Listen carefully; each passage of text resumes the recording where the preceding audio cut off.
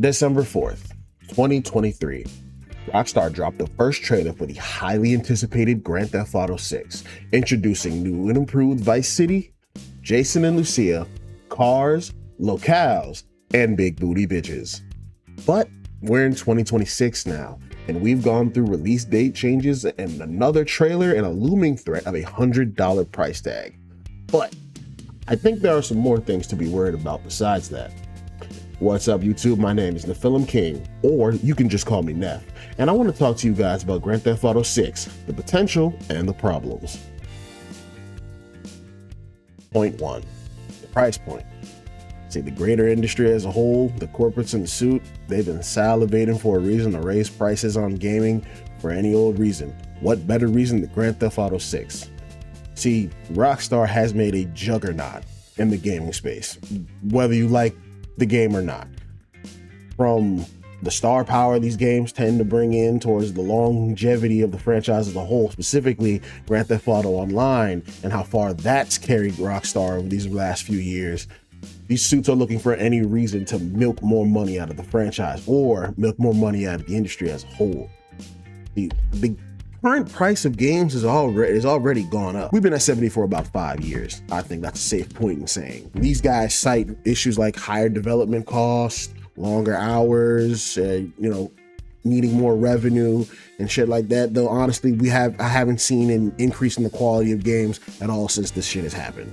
I truly believe that if Rockstar does cave in and chooses to raise the price on Grand Theft Auto 6, we're in for a bad time going forward. Like several other companies like EA, Ubisoft, Activision raising their prices on their games to justify, and they're using the justification of Grand Theft Auto 6 to do so. You even have analysts from Bank of America chiming in and urging Rockstar that they should raise the price of Grand Theft Auto 6 to increase revenue in the industry. We're pretty much trying to justify a higher price point, not for value to the customer, but for value to the industry as a whole.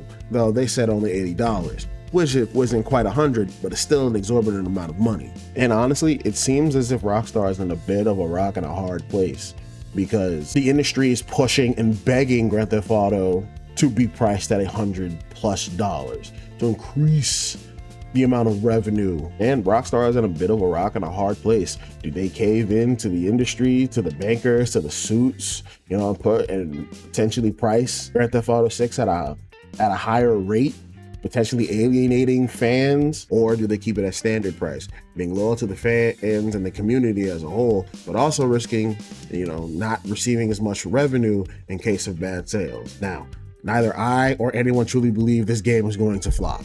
Grand Theft Auto 6 has been a juggernaut in gaming for roughly since the PlayStation 2 era. Really, you might say PlayStation 1, dominating the charts, consistently staying part of the conversation, not just in the industry itself, but on the political front. These games are a cultural moment.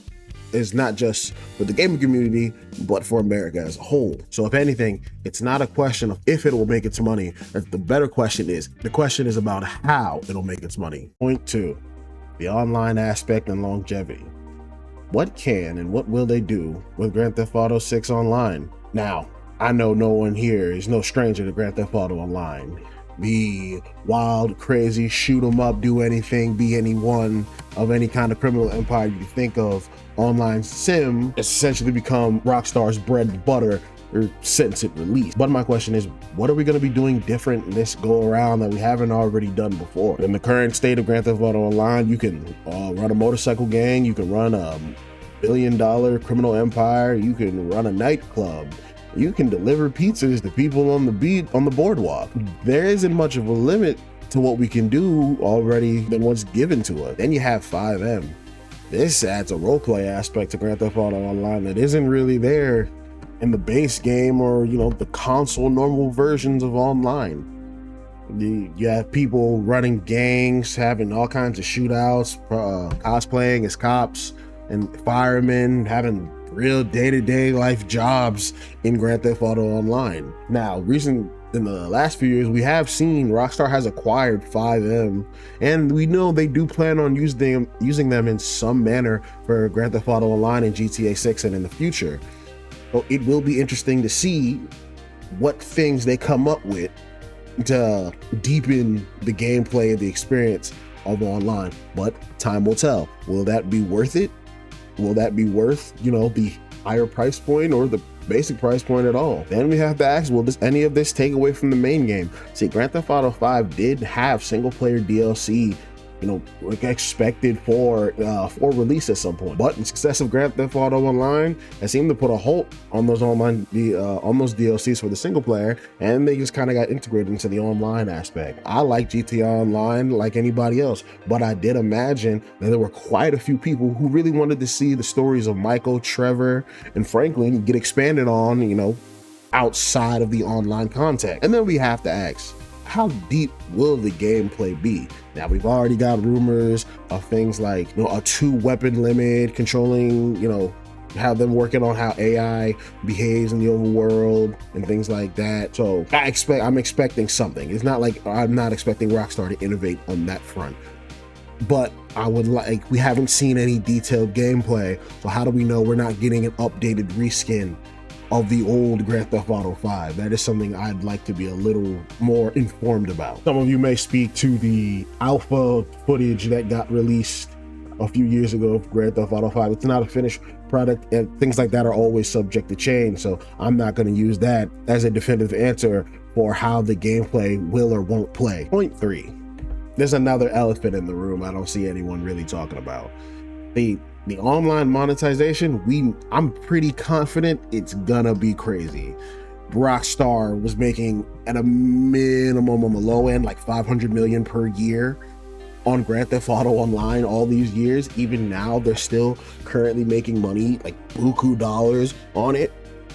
And there's no way in hell I don't see Grand Theft Auto 6 being monetized to hell and back. And a big issue I think is going to be in the game, especially for the online aspect, is how will that affect gameplay? Will certain content be held back, requiring players to grind heavily or pay for shark cards to get ahead? I can't help but think of the gun running update, the whole researching weapons, camos, and other things. It really increased the amount of time and separating players from getting their bunker to getting the items they wanted. The feature of gathering resources to fund research, but also that same meter being used to fund weapons manufacturing so you could sell, forcing the player to choose between, do I source these items so I can buy these new shiny things that I want, or do I source these items so I can go make money? These are those which are both like valid things a player would want, and they're extremely grindy. That's why I never even gave it much thought. I'd rather not be pigeonholed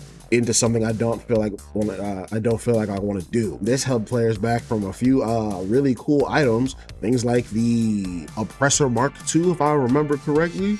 The classic and extremely hated flying motorcycle that played Grand Theft Auto Online for years and still does currently play online. Am I gonna have to grind again for guns, homes, houses, big booty bitches? People are tired of the grind, and I'm not trying to sit here and spend, another 10 years, before the next, big installment, if we're getting another installment at all from Rockstar in this franchise. I don't want to spend another however many years grinding that out. I'd rather just pay my money and play the game and enjoy it with my friends. Alternatively, would Rockstar be open to paid DLC? Take Grand Theft Auto 4 with The Lost and the Damned, The Ballad of Gay Tony. Now, Grand Theft Auto 4's online wasn't mind-blowing by any stretch of the imagination, not like the level of Grand Theft Auto Online for Grand Theft Auto 5. But I think the addition of paid DLC, adding new cars, clothes, guns for players to fuck around with in the open world. And now some may say, if they do paid DLC, it might split up the player base. Some players not having the content, some players are, if they're allowed to participate in the same sessions and stuff like that. If one gun happens to be overpowered, kind of create a pay to win situation. And I totally get that, and I totally understand. But I wonder if there's a way to monetize without forcing the players through this grindy slog of enjoying the content. Point 4, the main story. While yes, we are kind of familiar with Jason and Lucia through the trailers, we really don't know much about them, and we don't know what they're doing in Los Leonidas or Vice City for the most part. From the description, it seems like we'll be running around, selling drugs, doing heists, all kinds of basic shit. But it's not like Grand Theft Auto 5. We're watching 2 disgraced bank robbers and a young kid from the hood trying to come up on his life story, while the other 2 are trying to pretty much relive the glory days of their old bank job. Or you take the premise of Grand Theft Auto 4, which is a strong immigrant story. Now, I don't remember too much of the promotional material for 4 and 5, if those story points were really put out there during its promotion. So I'm willing to cut the game. I am cutting the game a whole lot of slack based off my memory, and I wonder about the characters as well.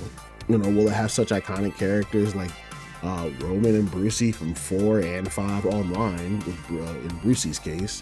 The guys like Lamar from Grand Theft Auto 5 and Lester, interesting characters that really added to the story that you could like, even though they weren't the main characters. They weren't the players they weren't the characters you had control of. Everyone remembers Lamar's famous little spiel to Franklin about that yee ass haircut he had. What's up? Can a low come up in your crib? Man, fuck you. I'll see you at work. Oh, nigga, don't hate me because I'm beautiful, nigga. Maybe if you got rid of that old yee ass haircut you got, you get some bitches on your dick. Oh, better yet, maybe Tanisha will call your dog ass if she ever stop fucking with that brain surgeon, the lawyer she fucking with, nigga. And I think character moments like this, I'm confident they'll be in the game. They won't be an afterthought, nor will they be absent. So I'm just wondering. This is more speculation. I wonder the type of charm, the type of characterization we're gonna see in Grand Theft Auto 6 going forward, and I hope they continue with that in the GTA Online. Because, in my personal opinion, Grand Theft Auto Online doesn't have too much in terms of character. A lot of it is person to person, and I'm not as entertained by the goings on in the world like I am in Grand Theft Auto 5's main story.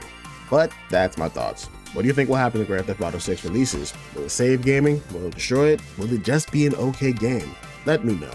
But I've been the Film King. Like, comment, and subscribe. Follow me on Twitch and TikTok. And I'll holla at you later. All I want is bitches, big booty bitches.